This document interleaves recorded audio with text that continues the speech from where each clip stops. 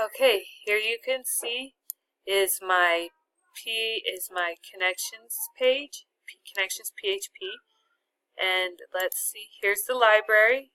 I open it and there's the connections PHP page.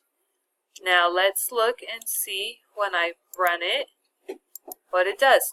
Oh, everything was right, so it didn't show anything.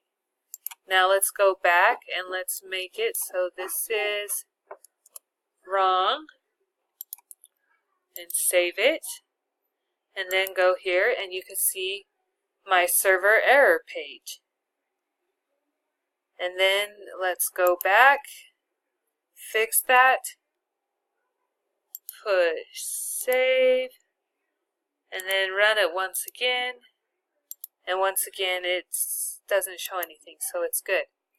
It's my function Acme Connect, has my server, which is localhost, my database, which is Acme, my user, which is iClient, my password, the DSN, options, and then the try with the Acme link and the new PDO. Return the Acme link, the catch, the PDO exception, and the header to where it will take you to if there's a problem, and then exit. And here we have the running of our function. Thank you.